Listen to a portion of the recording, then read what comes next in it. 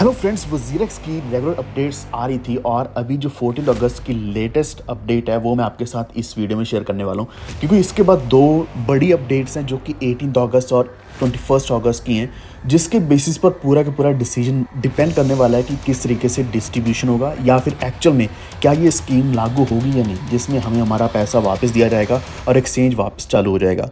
तो इसके बारे में आज हम इस वीडियो में डिस्कस करने वाले हैं, तो वीडियो को पूरा देखते रहना। अगर आप भी वज़ीरेक्स के एक बहुत बड़ी विक्टिम हो जिसमें आपका बहुत बड़ा पैसा फंसा है, हम देख पा रहे हैं कि अभी BTC 1,17,18,000 $19,000 के आसपास चल रहा है। इथेरियम ऑलमोस्ट $4700-4800 के आसपास $5,000 को टेस्ट कर रहा है। BNB 800-850 dollar, Solana almost $200। तो इस तरीके से मार्केट चल रही है, लेकिन हमारा पैसा अगर वज़ीरेक्स में फंसा हुआ है तो वो हमें अभी तक प्रॉफिट नहीं दे रहे हैं। लेकिन अगर हम अपनी आवाज़ उठाएंगे तो डेफिनेटली कभी ना कभी हमारी आवाज़ भी सुनी जाएगी और हमारा पैसा भी हमें जल्दी वापस मिल सकता है। तो वीडियो को अभी से लाइक कर दो, चैनल पर पहली बार आए तो प्लीज़ सब्सक्राइब करके बेल आइकन दबा लीजिए और इसी के साथ हमारा टेलीग्राम जरूर ज्वाइन कर लें। वॉव ट्रेड ऑफिशियल आप सर्च कर सकते हैं, लिंक डिस्क्रिप्शन में मिल जाएगा, जहाँ पे हम रेगुलर अपडेट्स डालते हैं। तो जैसे कि अभी आपको मैं मार्केट का दिखा रहा था कि किस तरीके से यहाँ पे अच्छे प्रॉफिट्स बन रहे हैं, सभी ऑल्टकॉइन्स अच्छे प्रॉफिट्स दे रहे हैं। रेगुलर बेसिस पर हम पाई कॉइन को भी कवर करते हैं, लेकिन पाई कॉइन का प्राइस ऑलमोस्ट उसी प्राइस के आसपास चल रहा है, यानी कि 40 सेंट से नीचे और 35 सेंट के आसपास चल रहे हैं, जिसमें ना वॉल्यूम आया है ना ही कोई मार्केट कैप बढ़ा है। तो देखते हैं, उसका हम नेक्स्ट वीडियो में बात करने वाले हैं। लेकिन अगर हम ओवरऑल क्रिप्टो मार्केट कैप देखते हैं तो $4 ट्रिलियन चल रहा है, जो कि बहुत बड़ा अमाउंट है, क्योंकि ये पहले कई बार जब भी मार्केट डाउन में जाती है तो 2 ट्रिलियन या फिर उससे भी कम में चला जाता है। और BTC की जो डोमिनेंस है ऑलमोस्ट 58-59% के आसपास चल रही है। इथेरियम 13-14 के आसपास चल रहा है, जो कि पहले 19 या 20% तक भी जाता था। लेकिन अभी क्या है कि XRP, BNB, सोलाना इस जैसे कॉइन्स ने बहुत बड़ा वॉल्यूम पकड़ा हुआ है पूरे मार्केट कैप में से। तो इसी के साथ एक और अपडेट जो है इंडिया की तरफ से, यहाँ पे जो हमारी 30% क्रिप्टो टैक्स हैं वो अनचेंज रहने वाले हैं। निर्मला सीतारमण जी का कहना है कि इसमें कोई भी चेंजेस नहीं आने वाली, जो कि बहुत ही गलत बात है, बुरी बात है। कितने ही साल हो चुके हैं, 2025 आ चुका है, 2020-21 में हमें ये खबर मिली थी।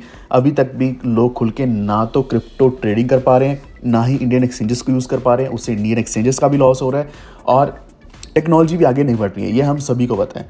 लेकिन इसी के साथ जो सबसे बड़ा जो डाउन है वो है कि क्रिप्टो के ETF ही नहीं आएंगे इंडिया में। अगर क्रिप्टो के ETF नहीं आएंगे तो किस तरीके से हम आगे बढ़ेंगे, हमारी टेक्नोलॉजी, क्रिप्टो की टेक्नोलॉजी इंडिया में कैसे आगे बढ़ेगी। तो ये चीज़ें ऐसे की ऐसे रहने वाली हैं।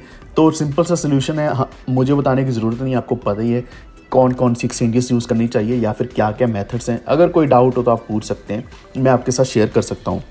अब हम बात करेंगे वज़ीरेक्स के बारे में। तो वज़ीरेक्स के ऊपर आप देख सकते हो NLP है, कब से ये पड़ा हुआ है। 18 जुलाई 2024 को हैक हुआ था, 1 साल से ऊपर हो चुका है, 1 साल 1 महीना हो चुका है और अमाउंट वैसा का वैसा दिख रहा है। ना तो हमें पूरा INR वापस मिला है, और जो क्रिप्टो की बात करें वो तो हमें क्या ही वापस मिलना, उसमें से कुछ 80, 85, 88% इन्होंने देना है, कुछ 85% के आसपास देना है, तो वो भी कब से अटका हुआ है, अभी ये नहीं दे रहे हैं। तो ये डिपेंड करेगा, लेटेस्ट अपडेट्स आई हैं, क्योंकि पहले मजाक जैसा था, क्योंकि इन्होंने पहले भी जो हमसे वोटिंग करवाई थी, हमने वोटिंग करी, वोटिंग सभी ने कर दी, सभी ने येस कर दिया। डिसीजन हमारी तरफ से यही था कि हमारा पैसा हमें वापस मिलना चाहिए। कौन बोलेगा कि मुझे पैसा नहीं चाहिए, हर कोई यही बोल रहा है कि मुझे मेरा पैसा वापस चाहिए, तो सभी ने येस ही किया था। तो कोर्ट ने उसका डिसीजन आगे बढ़ने नहीं दिया, क्योंकि उनका बोलना है कि सिंगापुर में नए रूल्स आ गए जिसकी वजह से ये स्कीम लागू ही नहीं हुई और इनको और डॉक्यूमेंट्स चाहिए थे सिंगापुर में। लेकिन अभी जो मोस्ट रीसेंट अपडेट्स में से एक है वो ये है कि अभी इंडियन कंपनी जो है वज़ीरेक्स की, जैसे कि ज़ेनमे थी और जेटाई, ये दोनों मिलके ही, यानी कि जेटाई की जगह ज़ेनमे भी है, अब दोनों मिलके ही यहाँ पे ये इस चीज़ को फाइट करने वाली हैं। अब हमें नहीं पता रियलिटी क्या है, क्या ये खुद जान के डिले कर रहे हैं ताकि ये अपने हमारे पैसे से पैसा और बना पाएँ, क्या ये कोई और रीज़न है, तो ये यही जाने। तो जो रीवोटिंग हुई थी, आई होप कि सभी ने कर दिया होगा, क्योंकि रीवोटिंग हमारे लिए बहुत ज़्यादा ज़रूरी थी।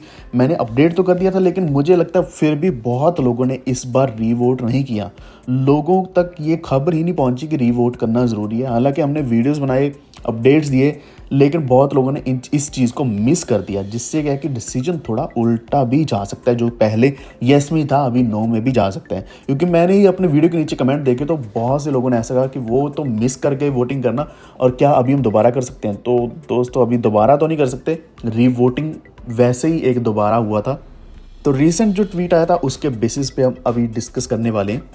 तो इनका बोलना ये है कि जो रीवोटिंग हुई है अमेंडेड स्कीम के आधारित पे सभी ने वोट किया होगा। होपफुली सभी का पार्टिसिपेशन जिसमें बहुत ज़्यादा ज़रूरी था। और अभी किया कि इंडिपेंडेंट वेरिफिकेशन होने वाली है वोट्स की जोशुआ टेलर और Henry Anthony Chambers of Alvarez and Marshal private limited के द्वारा। तो यही हमारी वोटिंग को एक्सेस करने वाले हैं, रिव्यू करने वाले हैं, वेरीफाई करने वाले हैं और इनका बोलना ये है कि पूरी ट्रांसपेरेंसी रखने वाले हैं, फेयरनेस रखने वाले हैं। हालांकि ये पहले भी हुआ था, अब दोबारा बोल रहे हैं कि ये करने वाले हैं। और दूसरी चीज़ ये है कि यहाँ पे असेसमेंट जो होगी उसके बाद ऑफिशियल वेरिफिकेशन रिपोर्ट सबमिट करी जाएगी ज़ेटाई प्राइवेट लिमिटेड को, जो कि सिंगापुर बेस्ड वजीरेक्स की कंपनी है। और उसके बाद ज़ेटाई नोटिस इशू करेगा सभी स्कीम क्रिएटर्स को कि फाइनल वेरीफाइड वोटिंग रिजल्ट क्या है। तो अभी तक यही सारे अपडेट्स हैं, लेकिन अगर हम डेट्स के बेसिस पे देखें तो अभी जो रिसेंटली दिन गया वो है 14 अगस्त 2025 को। तो यहाँ पे इन्होंने बोला कि outcome of verification of votes provided to the company by the independent assessor. तो वेरिफिकेशन ऑफ वोट्स प्रोवाइड कर दिया गया किसको, वही कंपनी जो हमने अभी बात करी थी। इसके बाद जो नेक्स्ट रिजल्ट आने वाला है 18 अगस्त 2025 नोटिस इशू किया जाएगा स्कीम क्रेडिटर्स को, जिसमें रिजल्ट ऑफ रीवोट बताया जाएगा और इसमें रिव्यू किया जाएगा लिस्ट ऑफ स्कीम क्रेडिटर्स, यानी कि हम खुद भी यहाँ पे व्यू कर पाएंगे।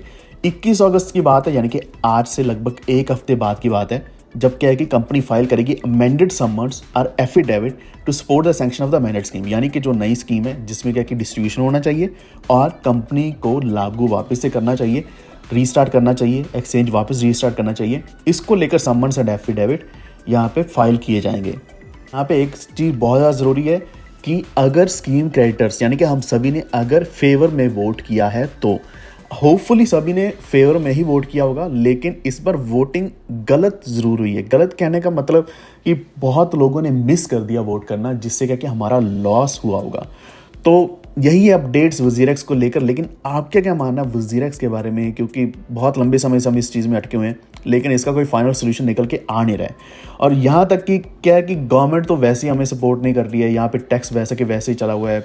$230 मिलियन का साइबर अटैक वजीरेक्स का हुआ, उसके बाद $44 मिलियन का एक महीना पहले जो अटैक हुआ, यानी कि कॉइन DCX का भी हैक हो गया। तो आप देख सकते हैं कि ये कितने वल्नरेबल से सिस्टम है। अगर हम वजीरेक्स की बात करें या फिर कॉइन DCX की बात करें, जिसमें हैक्स लगातार होते जा रहे हैं, जिसकी वजह से शायद गवर्नमेंट भी सपोर्ट नहीं करना चाहती क्रिप्टो करेंसीज को, एक्सचेंजेस को, क्योंकि अगर हमारा पैसा वहाँ पे जाता है और अगर हैक हो जाता है तो वो डायरेक्टली पैसा वहाँ से निकल के कहीं पे भी पूरी दुनिया में कहीं पे भी जा सकता है। तो यहाँ पे जो कॉइन DCX है या फिर हमारी इंडियन की बाकी जो एक्सचेंजेस है वो सपोर्ट कर रही थी पब्लिक को ताकि वजीरेक्स से पैसा वापस लिया जाए, लेकिन यहाँ उल्टा क्या हुआ कि कॉइन DCX खुद ही हैक हो गया।